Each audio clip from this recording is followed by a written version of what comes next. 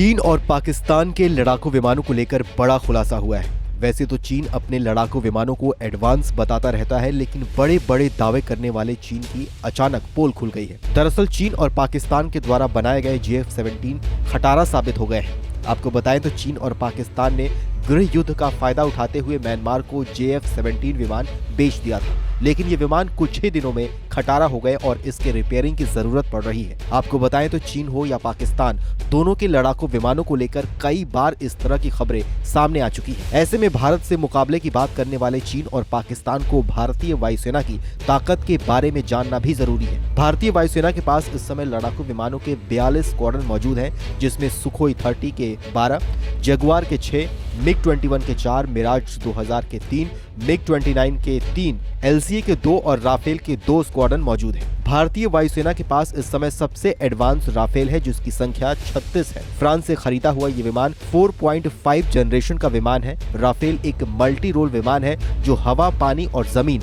कहीं पर भी हमला करने में सक्षम है। वहीं दूसरी ओर भारत में बना हुआ LCA तेजस भारतीय वायुसेना की नई ताकत बनकर उभर रहा है। तेजस भारतीय वायुसेना में शामिल किया गया पहला स्वदेशी लड़ाकू विमान है। ये विमान अपनी श्रेणी के सबसे उन्नत तकनीक में शामिल है। भारतीय कंपनी हिंदुस्तान एरोनॉटिकल्स लिमिटेड इस विमान का निर्माण करती है। मौजूदा समय में इस विमान के 2 स्क्वाड्रन भारतीय वायुसेना के पास है, लेकिन भारत बड़ी मात्रा में इन विमानों का निर्माण कर रहा है और आने वाले समय में इन विमानों से ही पुराने पड़ चुके विमानों को रिप्लेस किया जाएगा। बात अगर पाकिस्तान और चीन के साझा तकनीक से बने JF-17 थंडर की करें तो दोनों देशों के द्वारा इसके बेहद एडवांस होने का दावा किया गया है, लेकिन असल युद्ध के मैदान में ये फिसड्डे साबित हुए हैं। दोनों देशों की तरफ से इसकी चौथी पीढ़ी के विमान होने का दावा किया गया ताकि इसके कम दामों की वजह से इसे छोटे छोटे देशों को बेचा जा सके, लेकिन म्यांमार के अलावा कई जगहों पर ये विमान बेहद फिसड्डे साबित हुए हैं और अब खुद चीन और पाकिस्तान का भी इन विमानों से भरोसा उठ रहा है।